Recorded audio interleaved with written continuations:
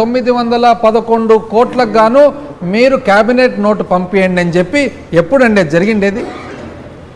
5/6/2023 అంటే జూన్ నెల 5వ తేదీ 2023కే కేంద్ర ప్రభుత్వం అనుమతి ఇచ్చి ఆ అనుమతి ఇచ్చిన తర్వాత అప్పుడు 12,000 చిల్లర కోట్లకు పంపించడం జరిగింది.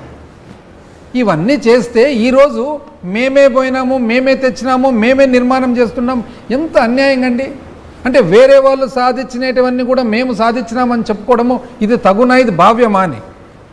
ఈరోజు మా ప్రభుత్వం 5 సంవత్సరాలు పోరాడిన తర్వాత, అంటే మీరు 5 సంవత్సరాల్లో పోలవరం ప్రాజెక్టును ఆపేసి గ్యాపులు పెట్టి గ్యాప్ ద్వారా ఒక సాంకేతిక పద్ధతి ప్రకారం పోకుండా డయాఫ్రమ్ వాల్ డ్యామేజ్కు కారకులై మీరు 2010-11 అంటే 2010-11లో ఎంత ఇసుక అవసరం ఉంటుంది, ఎంత మట్టి అవసరం ఉంటుంది, ఎంత కాంక్రీట్ అవసరం ఉంటుంది అనేది మీకు తెలియకుండానే ఒప్పుకొని 2013-14 రేట్లకు ఒప్పుకొని 2017-18 అవుతున్నా కూడా పాత రేట్లకు పని చేయలేక ఇబ్బంది పడి మీరు ఒక ఒప్పందం చేసుకొని స్పెషల్ ప్యాకేజ్ అని చెప్పి 20,000 కోట్లకే పరిమితి చేసుకొని దాన్ని ₹1 కూడా దాటకుండా చేసుకొని వైజాగ్కు సంబంధించిన నీటి సరఫరా వదిలిపెట్టేసి మీరు పునరావాసానికి సంబంధించిన ఖర్చు వదిలిపెట్టేసి పునరావాసానికి ఎంతమంది కుటుంబాలు ఉంటాయని చెప్పి పట్టించుకోకుండా కొత్త చట్టం వచ్చింది 2013లో అనేది వదిలిపెట్టేసి ఇన్ని డ్యామేజులు చేసిన తర్వాత మేము 5 సంవత్సరాల పాటు మొత్తం ప్రతి ఒక్కటి రెక్టిఫై.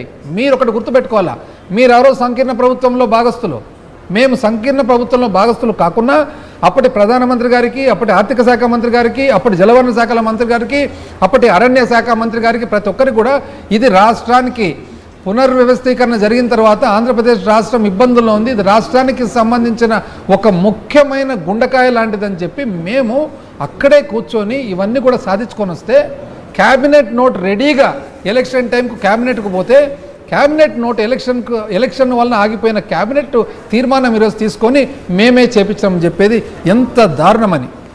చివరికి 20,000 కోట్లకు మీరైతే 41.15 లెవెల్కు మీరు ఒప్పుకొని వచ్చినారో దాన్ని 31,625 కోట్లకు పెంచిన ఘనత మా ప్రభుత్వాందే కాదని చెప్పి నేను అడుగుతా ఉన్నా.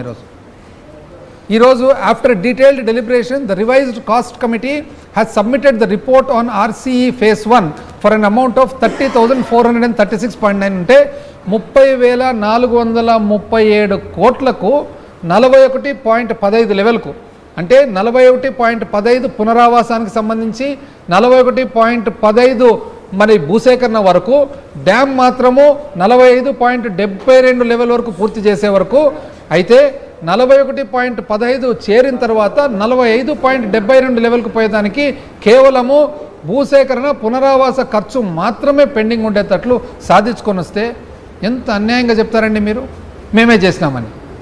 అంటే ఈరోజు 12,500 కోట్లు రిలీజ్ అయిందంటే ఈ కరస్పాండెన్స్ అంతా చూసిన తర్వాత మీ వలన మా వలన అయ్యిండేది. మీరు అసలు నిజం చెప్పాలంటే కాంపోనెంట్స్లో చూస్తే మీరు చేసిన ఒప్పందం అప్పుడు PPA has to regulate release of అంటే కాంపోనెంట్ వైజ్ ఎక్స్పెండిచర్ అని చెప్పి కుడి కాలువకి ఇంత, ఎడమ కాలువకి ఇంత, హెడ్ వర్క్స్కి ఇంత, ₹1 కూడా దాటనీకి లేదని మీరు ఒప్పందం చేసుకొని వస్తే మేము అట్లా కాదు మొత్తం ప్రాజెక్టుకంతా కలిసి చేయాల్సిన బాధ్యత అవసరం ఉందని చెప్పి మేము చేసుకొని వస్తే ఈరోజు మీరు మీ ఘనత అని చెప్పుకుంటారు. ఈరోజు ఫైనల్గా సాధించిండేది ఏమండి? అసలు 2023 రేట్ల ప్రకారము 2023 రేట్ల ప్రకారము ఏదైతే కేంద్ర క్యాబినెట్ అనుమతి ఇచ్చిందో 30,437 కోట్ల ఖర్చుకు ఈ ఘనత వైఎస్ఆర్ కాంగ్రెస్ పార్టీదే కాదని చెప్పి ఈరోజు ప్రజలందరూ కూడా తెలియజేస్తూ ఉన్నారు.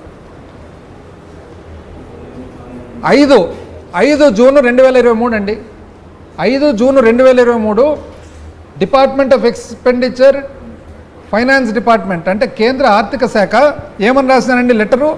This department has no objection to additional funding for completing the balance work for filling up water up to 41.15 meters amounting to 10,911.15 crores and 2,000 crores for cost of repairing damages caused by flood subject to the approval of cabinet. అంటే June నెలలో 5వ తారీఖు 2023 సంవత్సరంలో మొట్టమొదటిసారిగా కేంద్ర ప్రభుత్వము అనుమతి ఇచ్చింది. ఏమని? 12,911 కోట్లు అదనంగా ఇచ్చేదానికి. ఎంత అన్యాయంగా చెప్తారండి ఇది. అసలు ఆనరబుల్